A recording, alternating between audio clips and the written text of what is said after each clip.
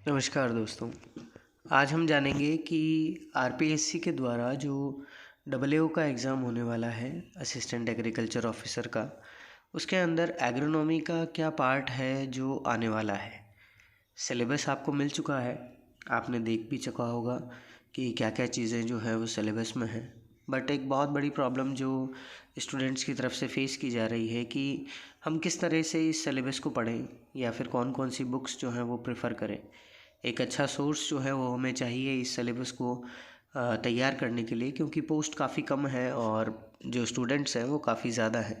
तो हम कह सकते हैं कि एक बहुत बड़ा कंपटीशन है।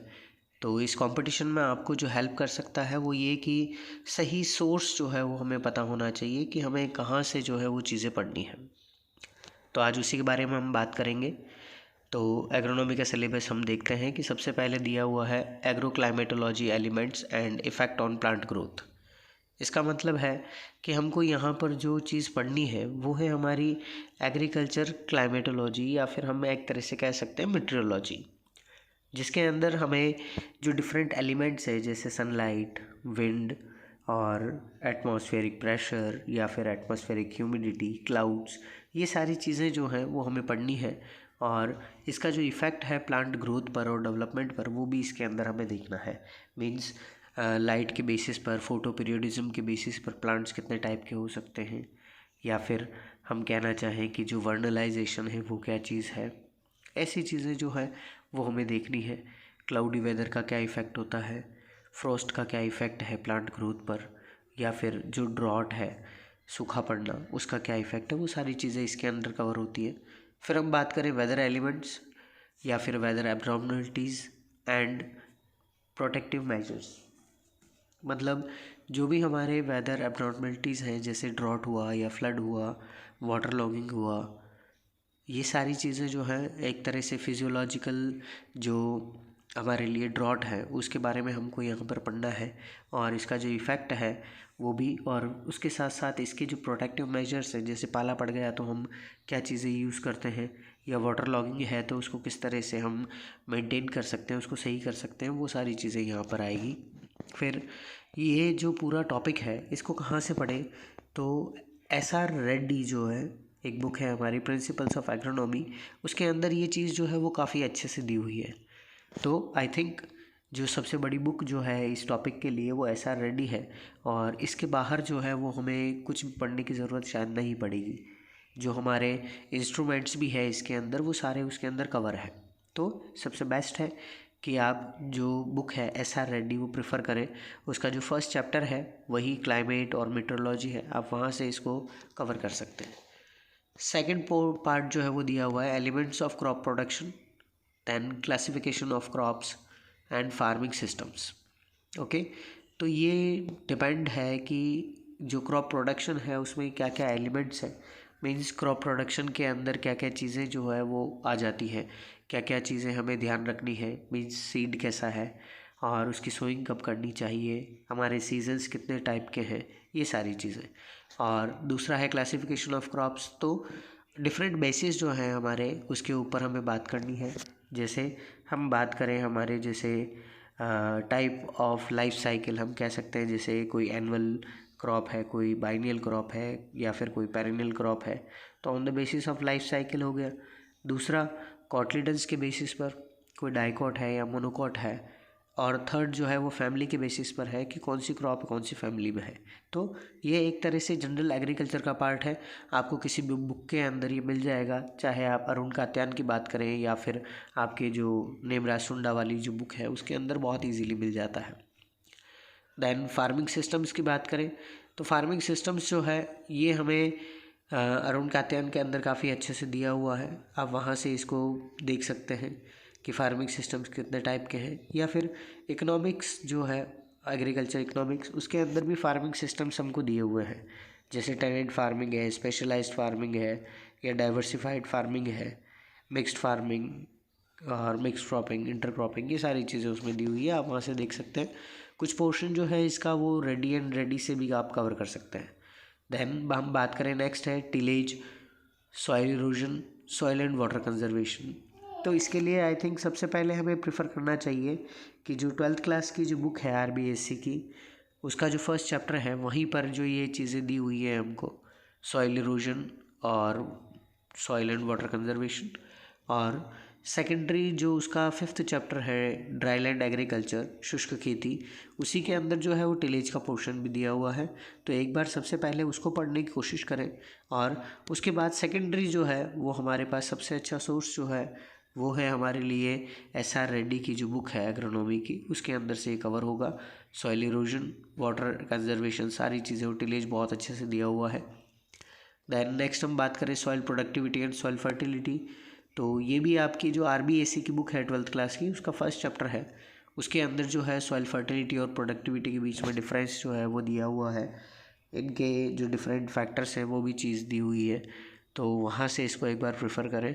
और अगर आप चाहें कि नहीं हमें और डीप में पढ़ना है, तो DK दास की जो बुक आती है सॉइल साइंस की, उसके अंदर काफ़ी अच्छे से दिया हुआ है, तो आप वहाँ से इसको पढ़ सकते हैं।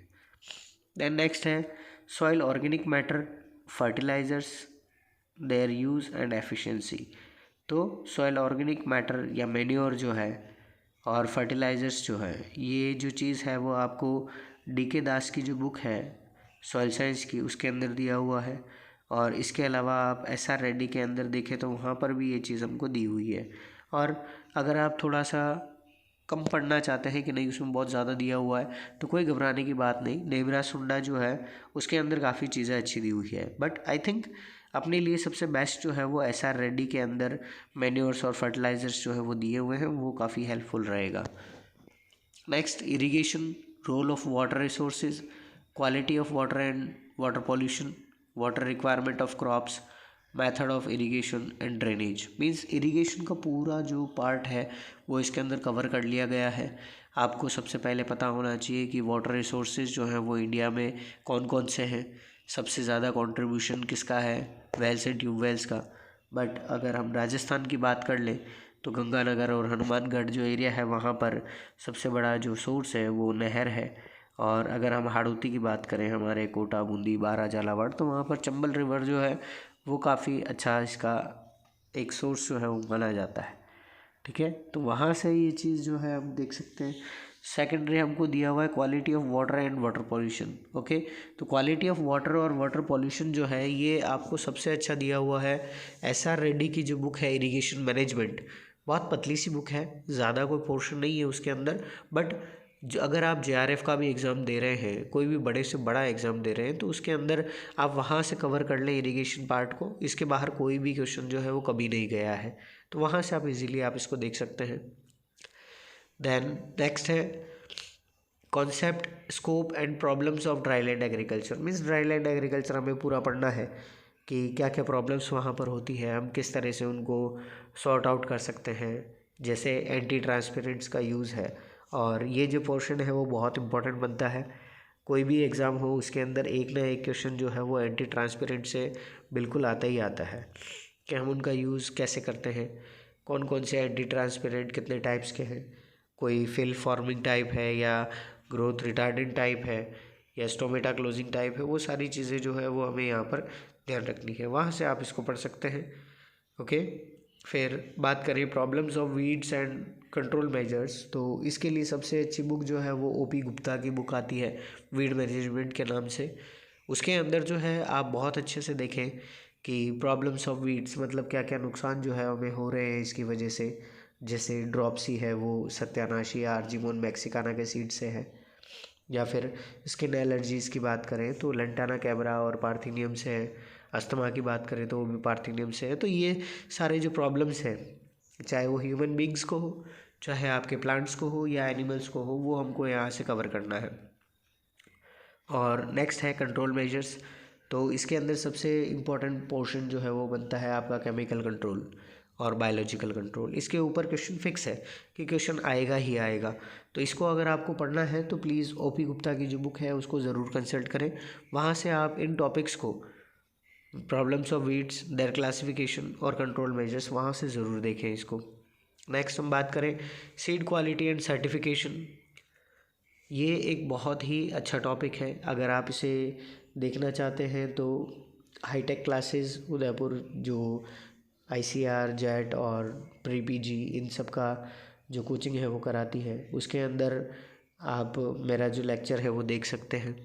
वहाँ पर सीड का जो पूरा पोर्शन है वो दिया हुआ है, और वहाँ से आप अगर पढ़ते हैं तो ये मैं बहुत ही अच्छे से गारंटी के साथ कह सकता हूँ कि कोई भी क्वेश्चन हो आपका, चाहे वो AAO का हो या सुपरवाइज़र या AO का हो, इवन ARO का हो, कोई सा भी एग्ज़ाम हो, उसके बाहर जो है उस लेक्चर से बाहर कोई भी चीज़ जो है वो आपको नहीं आएगी।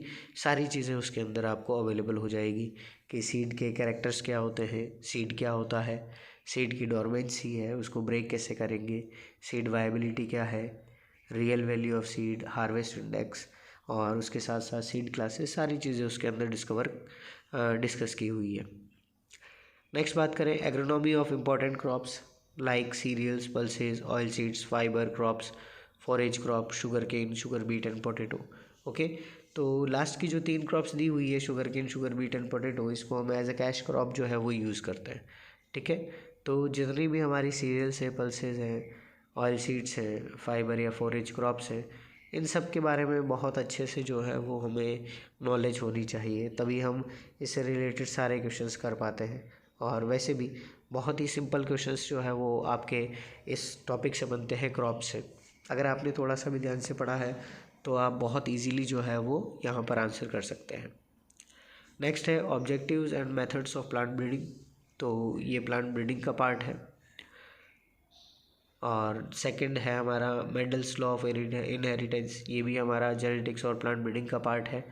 अगर आपको ये जो प्लांट ब्रीडिंग है, मेथड्स और ऑब्जेक्टिव्स, अगर ये बहुत अच्छे से पढ़ना है, समझना है, तो इसके लिए प्लांट ब्रीडिंग के नाम से ही हमारी जो बुक है वो अवेलेबल है मार्केट में।